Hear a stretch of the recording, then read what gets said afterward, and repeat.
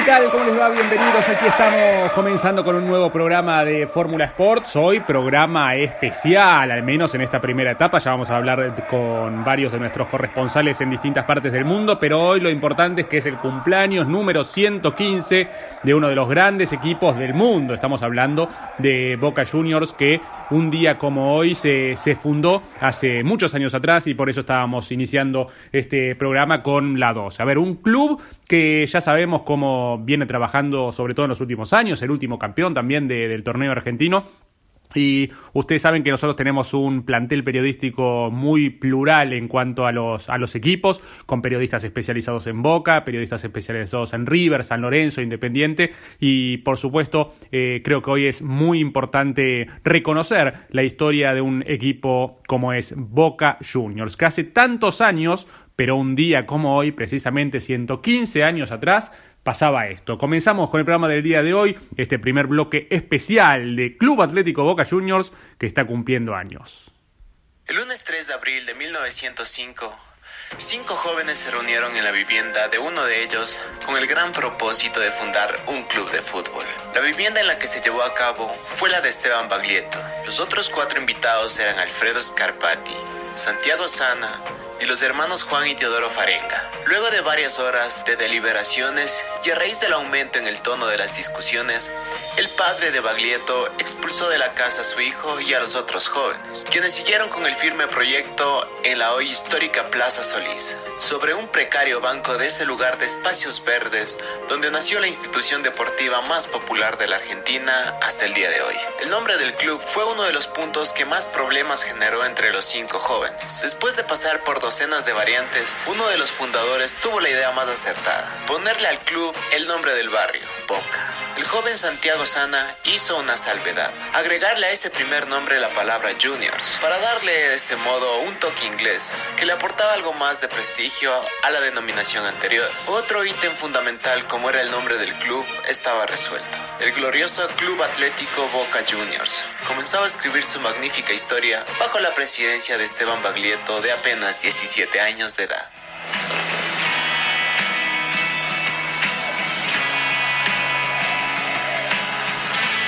Las crónicas de aquella época resaltan que la primera camiseta que utilizó Boca Juniors fue de color rosa. Lo usó en un partido barrial. Fue debut y despedida de ese color debido a las cargadas de los jugadores del equipo rival. El segundo diseño de casaca resultó a finísimas rayas verticales blancas y negras. Otras crónicas de aquella época cuentan que dicha camiseta era a rayas verticales, pero blancas y azules. Con esta otra indumentaria tampoco hubo consenso. Las reuniones se realizaban con mayor frecuencia y cada vez más vecinos del barrio participaban de las mismas. Fue así que en una de ellas, el señor Juan Brichetto fue el ideólogo de los colores de Boca Juniors. Debido a su trabajo, pensó que la bandera del primer buque que pasara por su puesto le daría la divisa al club. Así fue. La idea fue apoyada por todos los demás. Toda la gente que debatía este asunto se dirigió hacia el puerto a esperar el primer barco que llegara. Fue un buque de origen sueco. A casi todos les agradó el fondo azul crucificado en amarillo de la bandera de Suecia. Allí estuvo el origen de los colores del club.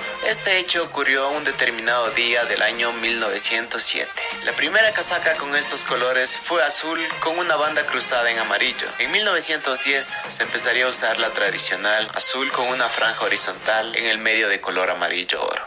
Qué bárbaro, qué bárbaro la historia de Boca, que de esta forma nos repasaban, como siempre los amigos de Historia Ceneice y también Totelo, que nos envió este magnífico audio contándonos un poco sobre la historia de Boca, de esta institución que por supuesto ha hecho grande al deporte argentino, ¿no? Y por donde han pasado unos cuantos nombres, por supuesto, si pensamos desde Diego Armando Maradona hasta Carlos Tevez de este último tiempo, pero si empezamos a repasar algunas de las personas que han pasado por ilustres nombres que han pasado por el estadio Alberto J. Armando, como Juan Carlos Lorenzo, ¿no? El Toto Lorenzo, quien en 1945 llegó a Boca Juniors, pero a partir del 70-75 fue cuando empezó el boom de Toto Lorenzo, porque si bien había sido jugador, lo importante es en el momento en que asumió como entrenador y decidió convocar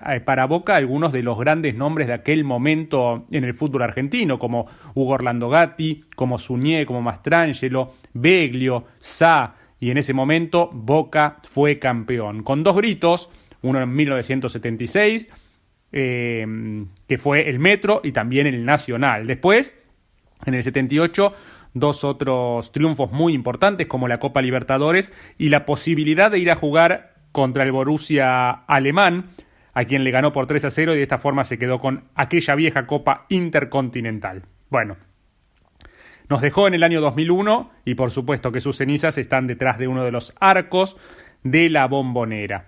Allá por el 54 también otra persona importante que decíamos precisamente quien lleva el nombre del estadio, ¿no? Alberto J. Armando, quien nació en 1910 y falleció en 1888 y llevó adelante el club entre el 54 y el 55, que fue campeón precisamente en una oportunidad, y en el 60 volvió con algunos nombres muy importantes como Roma, Marzolini, Valentín, y de esta forma gobernó la institución Xeneize hasta 1980.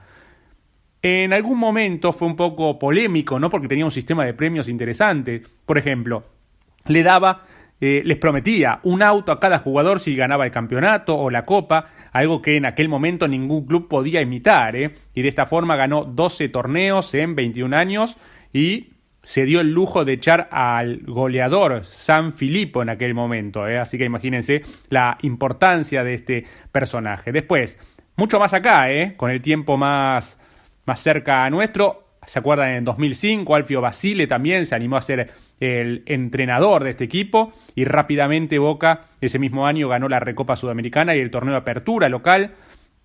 De esta forma alcanzó la estrella número 22 cuando ganó el Clausura.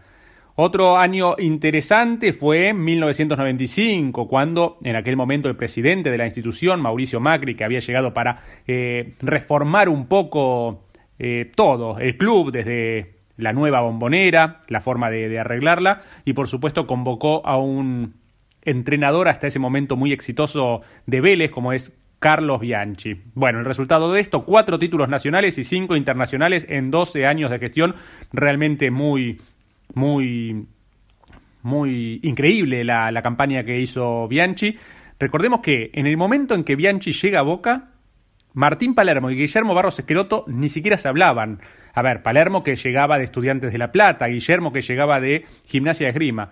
Bueno, los dos que tenían mucho rencor desde chicos, pero en el primer entrenamiento, Carlos Bianchi los llama aparte y les dice: ustedes van a ser los atacantes titulares y tienen que concentrarse juntos. Bueno, por supuesto, seguramente reaccionaron rápidamente los dos delanteros, pero bueno, funcionó porque fueron una de las duplas más importantes del fútbol de Argentina, y lo más importante, que esa amistad aún perdura entre los dos íconos delanteros de Boca.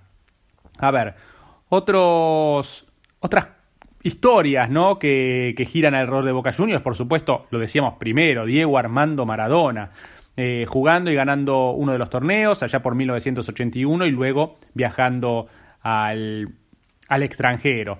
Y también pasaron grandes personajes del fútbol, como Bilardo en su momento, que fue uno de los primeros en convocar a Juan Román Riquelme, aquel equipo que empezó a armar también con Diego Maradona, con McAllister, con Márcico también, el proceso y el cambio de Navarro a Montoya y después la llegada de el Pato Abondancieri, siendo el suplente de Oscar Córdoba. ¿Se acuerdan? Que el colombiano, el vínculo colombiano también con Boca, que fue muy importante, con jugadores como el Patrón Bermúdez, como Chicho Serna también.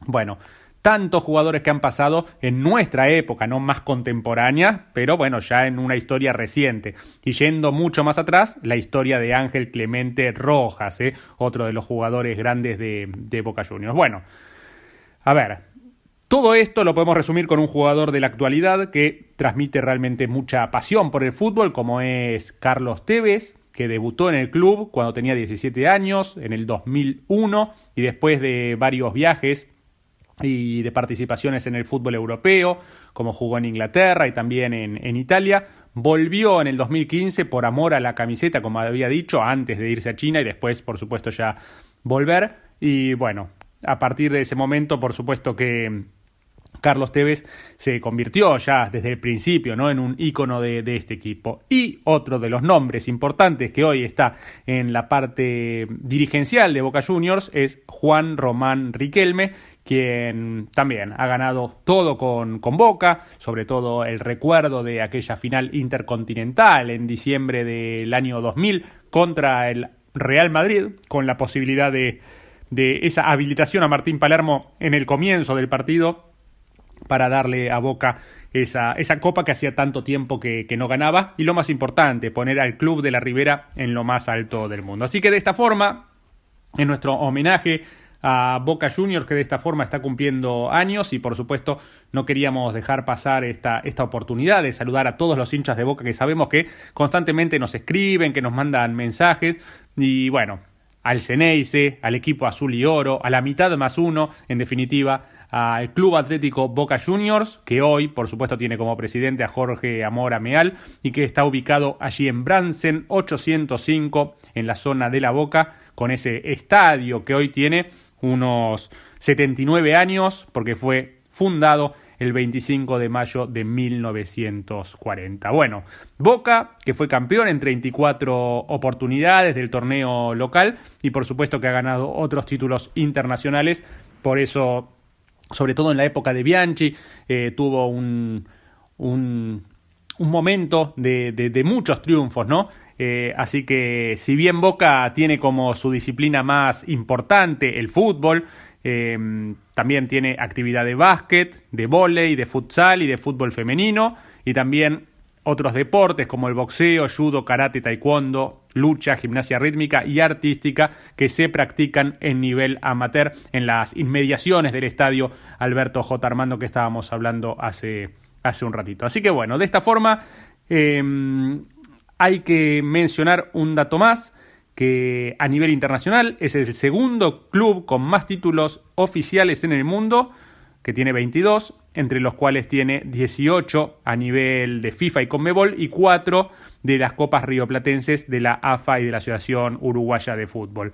Además es el club con más títulos internacionales oficiales en toda América. Así que bueno, estamos hablando de uno de los grandes, por supuesto, no estamos descubriendo nada, y de esta forma Boca Juniors, que recibió varios reconocimientos en las últimas horas de los clubes más importantes del mundo y que sin lugar a dudas ponen a este club en lo más alto del planeta, no solamente por los grandes jugadores que han pasado, sino también por este mito que circula alrededor de la cancha de Boca, de la Bombonera, ¿no?